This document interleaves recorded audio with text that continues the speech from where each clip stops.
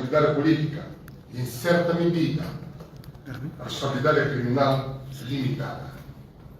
São esses dois tipos de responsabilidade que o legislador constituinte consagrou nos artigos 127 e 129 da Constituição da República.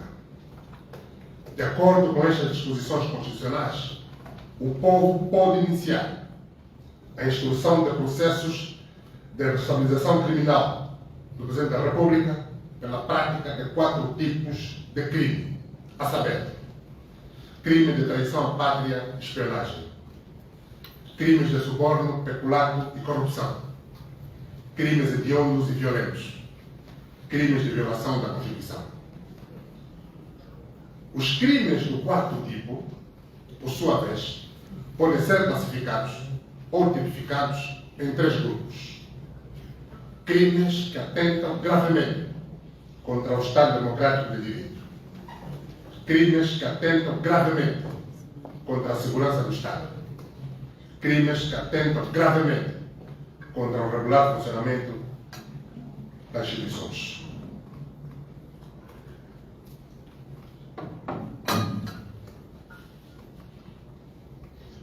Quantos crimes estarão envolvidos no processo? Quais são as disposições específicas da Constituição que o Presidente violou no decurso do seu mandato? Quais são os atos que o Sr. Presidente da República praticou que atentam gravemente contra o Estado Democrático de Direito? Será que alguns desses atos configuram crimes de traição à pátria?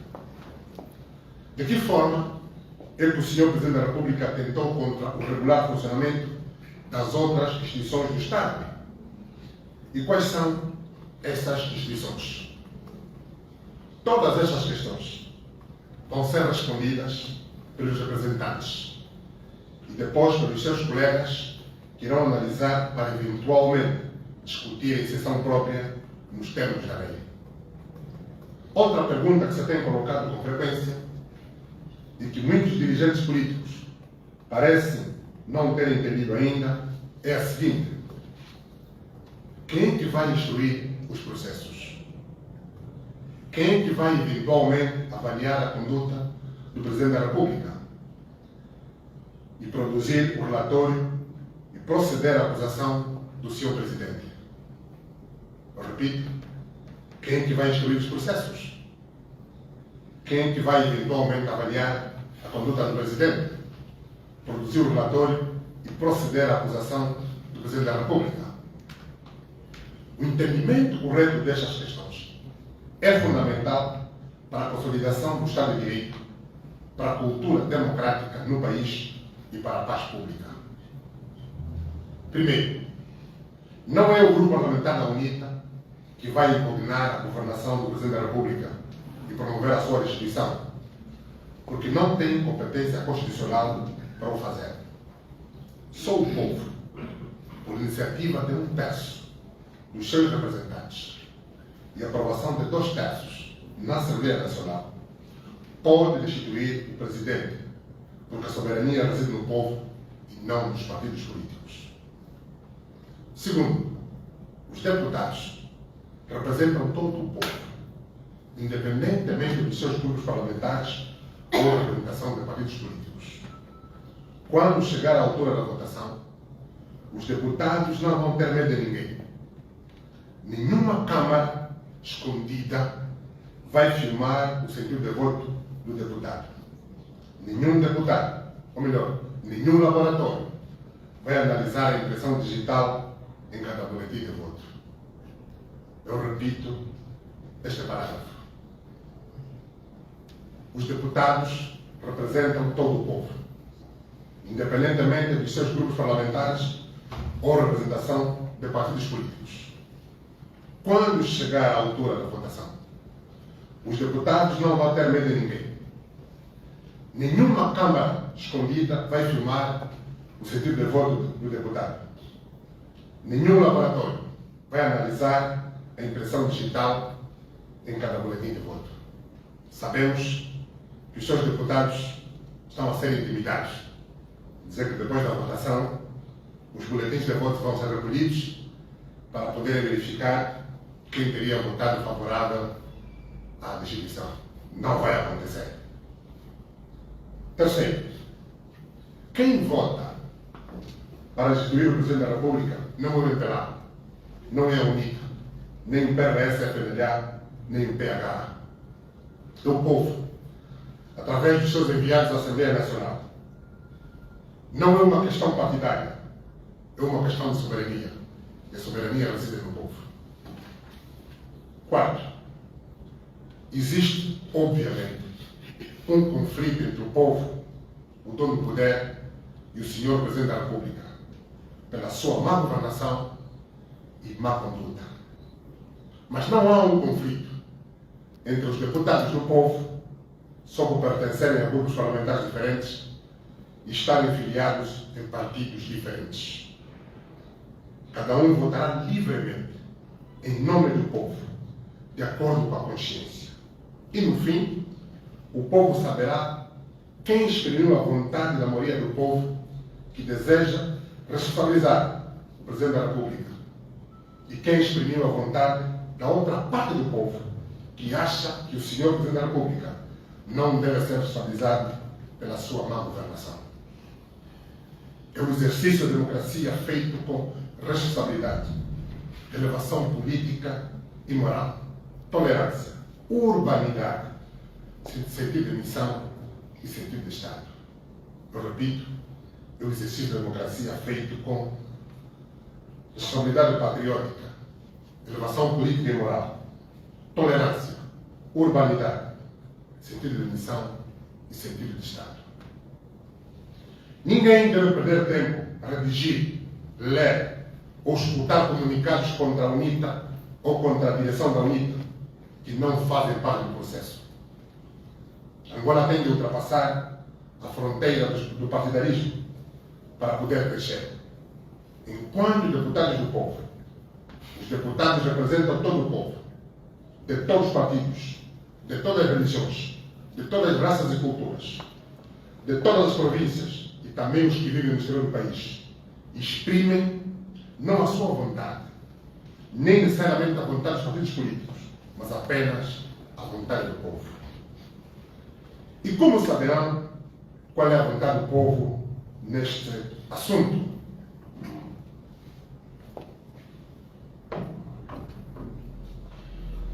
Uma forma simples é reunir-se com os cidadãos nas suas áreas de residência para sentir e apurar se há ou não fatos que o povo conheça e que configuram crimes e cuja responsabilidade pode ser imputada ao senhor Presidente da República. Um guião possível é o seguinte: há ou não interferência do Presidente da República no regular funcionamento das instituições da República, instituições do Estado? Há interferência do Presidente da República nos tribunais da República? As sentenças dos tribunais exprimem sempre a vontade do povo ou a vontade do Presidente da República? De que modo? Quais são as provas? Há interferência do partido no poder no regular funcionamento das instituições do Estado? Como? Esta interferência é feita nos moldes previstos na Constituição? E quem é que dirige o partido no poder? O Estado angolano funciona realmente como um Estado democrático de direito ou funciona mais como um Estado partidário ou partido do Estado? Podemos citar alguns exemplos. Se o Presidente da República é o chefe de Estado, por que razão permite que o Estado se subordine ou se confunda com o partido político? Há pluralismo e isenção no funcionamento dos órgãos públicos de comunicação social? Os órgãos públicos de comunicação social respeitam o princípio do contraditório? Há pluralismo e igualdade de oportunidades nos acessos à riqueza e ao desenvolvimento econômico e social das famílias angolanas? Há ou houve alguma interferência do Presidente da República no regular funcionamento do Tribunal de Contas? Há ou houve alguma interferência do Presidente da República, diretamente ou por interposta pessoa, no regular funcionamento da televisão pública de Angola? Há violações ao disposto na Lei da Contratação Pública, da Concorrência e no controle preventivo no Tribunal de Contas? Eu repito esta questão. Há violações ao disposto na Lei da Contratação Pública, da sã concorrência e do controle preventivo do Tribunal de Contas? Há registros de violações da Lei do Orçamento Geral do Estado por parte do Presidente da República? Em que áreas? Endividamento público, execução das despesas ou no controle das mesmas? Há inúmeras denúncias, queixas e reclamações de roubos, violações de direitos humanos, atuação ilegal de esquadrões de morte, tráfico de drogas, sequestros, cárceres privados, associação criminosa, quadrilha, corrupção e outros crimes da autoria de altos responsáveis da administração pública que dependem diretamente do Presidente da República? Qual é o papel do Presidente da República nestes atos? O crime da corrupção eleitoral passiva tem sido combatido? O crime da corrupção eleitoral passiva tem sido combatido? O crime da corrupção financeira passiva tem sido menos tolerado? Ambos configuram crime de corrupção. Qual tem sido o papel do Sr. Presidente da República nessa tolerância? Há interferência de um partido político no funcionamento do Tribunal Constitucional? Alguém faz pressão para que se utilize o Tribunal Constitucional para perseguir adversários políticos? Quem é este alguém? Quem é o senhor Ordens Superiores? É uma pessoa ou é um partido político? E quem é que dirige este partido político? Quem é que manda neste partido político? E como se chama esse partido político? Excelências, caros jornalistas, munidos de respostas a essas perguntas orientadoras, os deputados estarão melhor equipados e conscientes de representar o povo no momento da votação. Assim, de forma informada e sustentada, os deputados poderão exprimir não a vontade das lideranças partidárias, mas a vontade do Parlamento da República de Angola enquanto órgão representativo de todos os angolanos, que exprime a vontade soberana do povo e exerce o poder de fiscalização dos atos governativos do Presidente da República. Por esta razão, devido à natureza híbrida dos grupos parlamentares, que por um lado representam os partidos políticos cujas listas foram eleitos e por outro lado representam a Assembleia Nacional enquanto órgão representativo de todo o povo, aqueles que votaram neles, os que não votaram neles e aqueles que se abstiveram, o legislador determinou que todo o processo inerente à destituição do Presidente é decidido por voto secreto logo desde o seu início. Eu repito,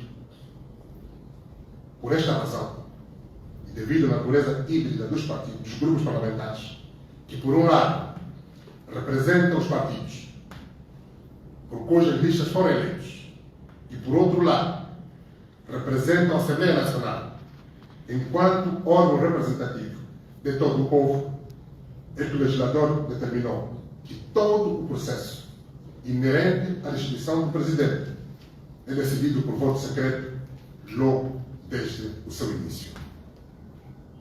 Povo angolano, senhoras e senhores jornalistas, se Angola é uma república soberana e independente, baseada na dignidade da pessoa humana e na vontade do povo angolano, e alguém substitui a vontade do povo pela sua própria vontade, comete um crime contra a Constituição, que atenta gravemente contra o Estado democrático e de direito. Por isso, é que são ilegítimas a tomada e o exercício do poder político por formas não previstas nem conformes com a Constituição. E o processo de legislação vai avaliar se há ou não tal exercício.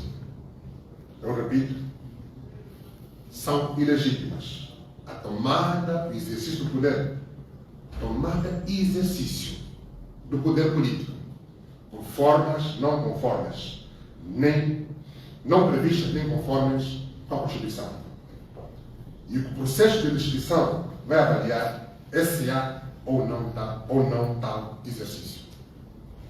Se o processo de legislação fornecer e validar as provas de que houve violações à Constituição, traição à pátria, suborno ou corrupção da parte do Sr. Presidente da República, qualquer um destes crimes, basta um, o processo seguirá seus trâmites, tudo na Assembleia Nacional. Se há reclamações, se há indícios fortes de violação da Constituição, os deputados devem ouvir e analisar os fatos alegados em sede da comissão eventual a ser criada, nos termos do artigo 284 do Regimento da Assembleia Nacional.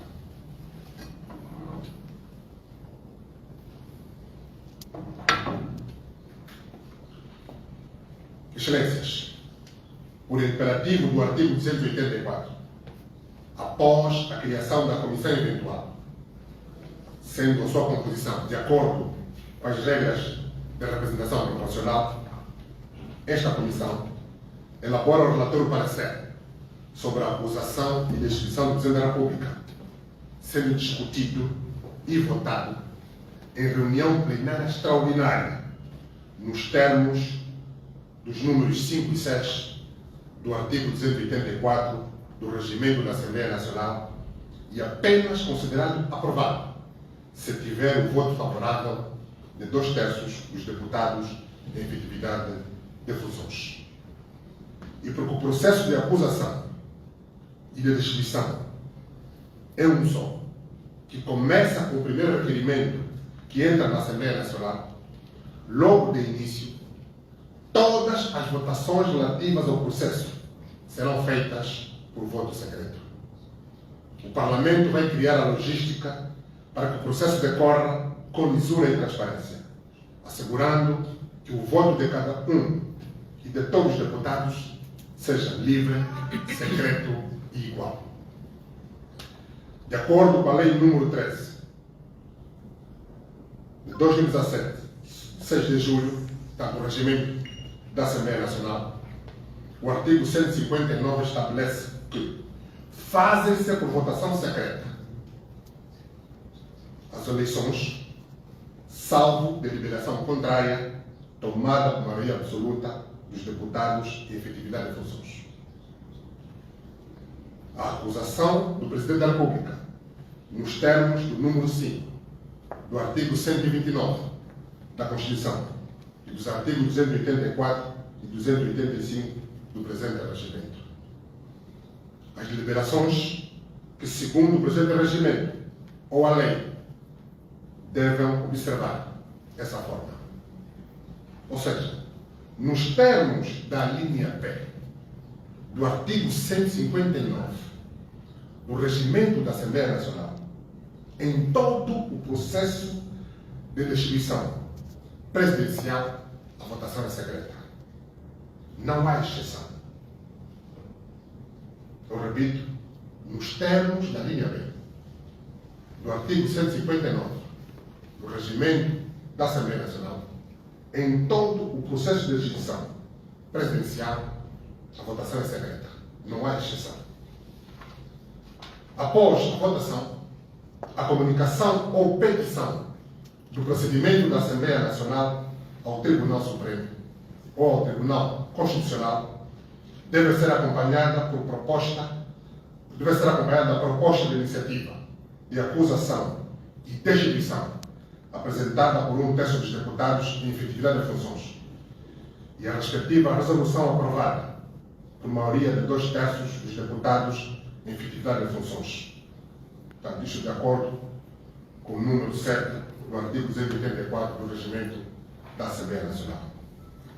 De realçar que o processo de destituição do Presidente da República tem prioridade absoluta sobre todos os demais e deve ser conhecido e decidido no prazo máximo de 120 dias contados da recepção da devida petição, isto nos termos do número 8 do artigo 284 do Regimento da Assembleia Nacional. Povo angolano, com esta iniciativa, estamos convictos que, enquanto políticos e deputados do povo, estamos a contribuir para o desenvolvimento da consciência cidadã e para a consolidação do processo de despartidização das mentes. É o caminho para o fortalecimento da unidade nacional, para a despartidização do Estado, para a construção da paz política e social. Deus abençoe agora. Muito obrigado.